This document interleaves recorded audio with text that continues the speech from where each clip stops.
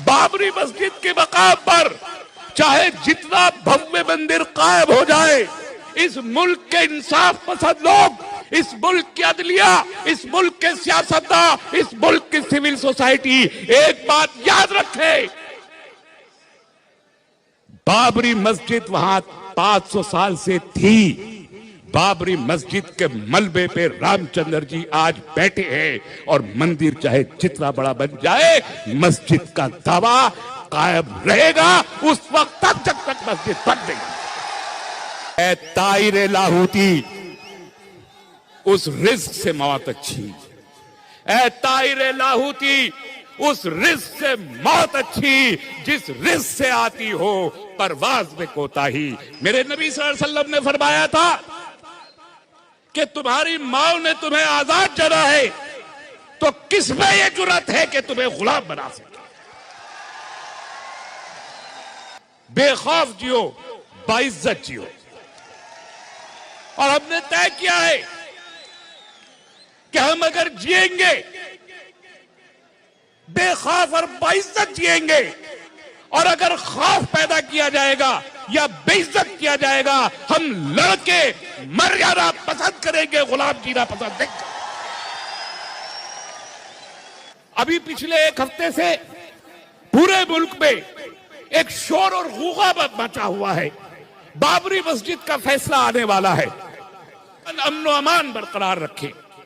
RSS का पूरा cadre, RSS के चीफ से लेकर नीचे उनका फुट सोल्जर तक, पुलिस, खुफिया एजेंसियां इदारों में जा रही हैं, मदारिस में जा रही हैं, मस्जिदों में जा रही हैं, मुसलमानों की लीडरशिप के पास जा रही हैं और ये कह रही हैं, जोर डाल रही हैं कि वो अपीलें जारी करें कि मुसलमान अमन व अमान बरकरार रखेंगे।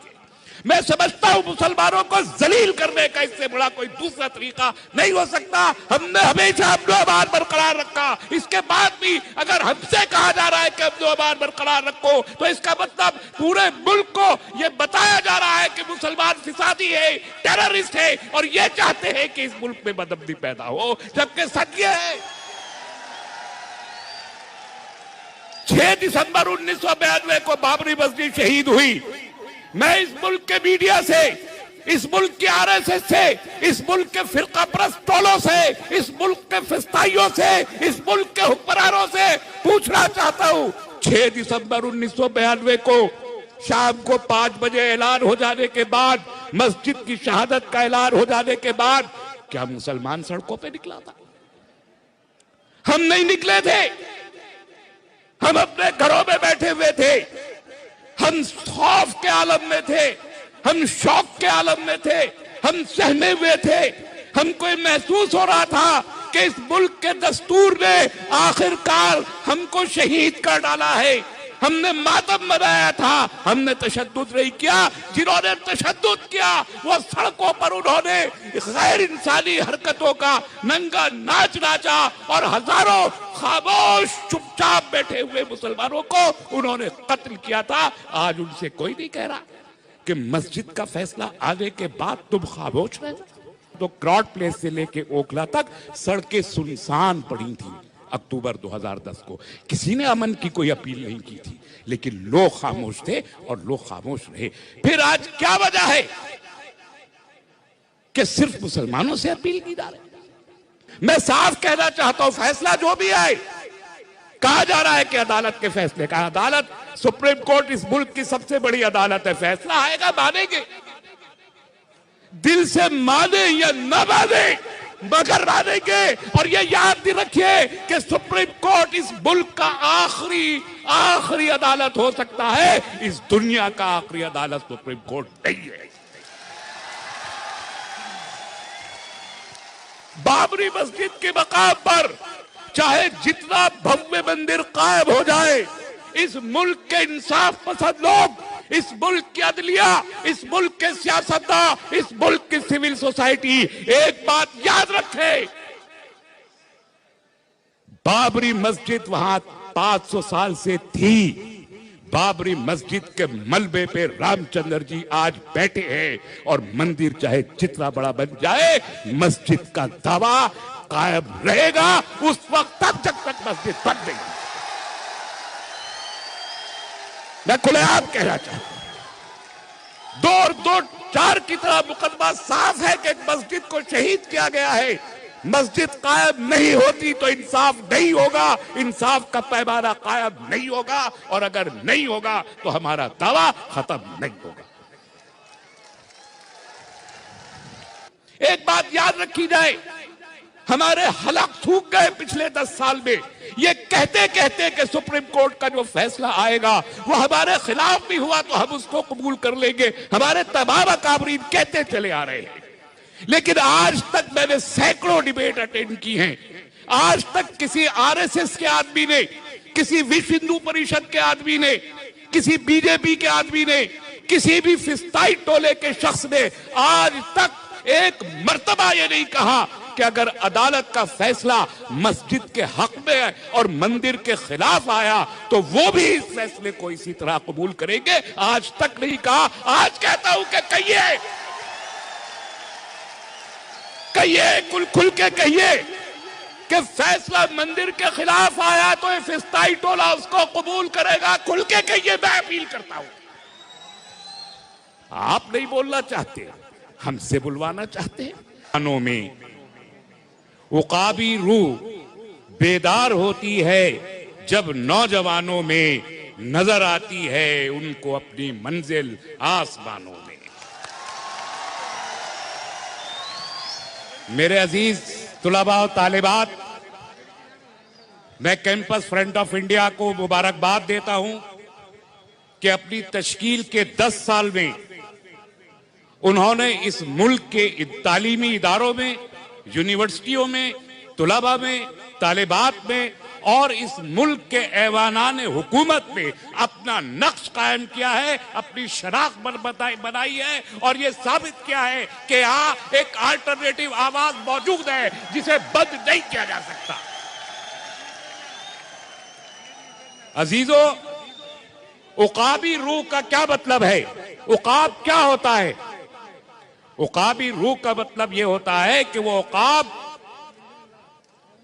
जो अपनी ग़िज़ा दूसरों के मारे हुए मुर्दारों से हासिल नहीं करता, अपने शिकार से, अपनी दम पर और अपनी आजादी, अपनी हुर्रियत के उन्वान से हासिल करके महलों में नहीं रहता, पहाड़ों पे बसेरा करता है। जब ये रूह किसी इंसान के अंदर बेदार होती है, जब ये जज्बे किसी इंसान के अंदर बेदार होते हैं, तब बातिल की कोई कुव्वत, इस्तेमार का कोई पैमाना, जालिम के कोई आवाज उसके कानों से गुजरने की जुर्रत नहीं कर सकती। आज ये कॉन्फ्रेंस डिग्निटी कॉन्फ्रेंस के नाम से मुनाक़द की जा रही है। डिग्निटी क्या है? इज्जत नफ्स। डिग्निटी क्या है? हुर्रियत। डिग्निटी का मतलब है आजादी। डिग्निटी का मतलब है सेल्फ डिटर्मिनेशन। डिग्निटी का मतलब है खुद इख्तियारी का हक। जब तक ये हुकूक किसी इंसान को हासिल रहते हैं, वो इंसान बाइज्जत होता है। और जब कुछ ताकतें इन हुकूक को किसी इंसान से, किसी इदारे से, किसी मुल्क से, किसी खित्ते से, किसी कौम से, किसी मिल्लत से छीनना चाहती हैं, तो इसका मतलब यह है कि कोई जबर इस्तबदाद की कुव्वत उन्हें गुलाम बनाने की कोशिश। सामाईन इकराम और अजीजान मोहतरम, मैं कश्मीर से वापस आया हूं अभी परसों के दिन। 4 दिन कश्मीर में रहकर आया, कई जिलों में गया, बहुत सारे लोगों से मुलाकात की। कश्मीरियों के पास खाने पीने की कमी नहीं है, उनके पास ग़िज़ा और खुराक मौजूद है।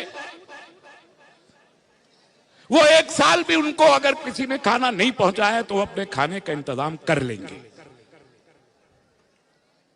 लेकिन जो नहीं है वो है आजादी।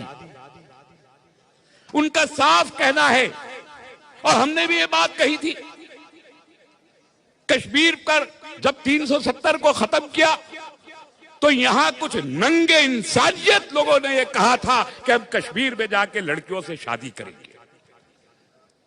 और मैंने उस दिन कहा था कि राखी का त्योहार आने वाला था उन दिनों, कि इनमें अगर गैरत होती, अगर ये इंसान होते, अगर ये हैवान ना होते, तो ये कहते कि कश्मीर हमारा है, हम जाएंगे कश्मीर की अपनी बहनों के हाथों पे राखी बांधेंगे, ये कहने की बजाय।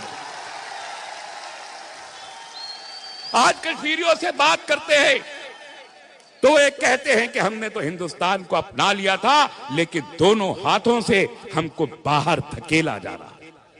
हर 100 मीटर के फासले पर एक फौजी AK-47 हाथ में लेके खड़ा है।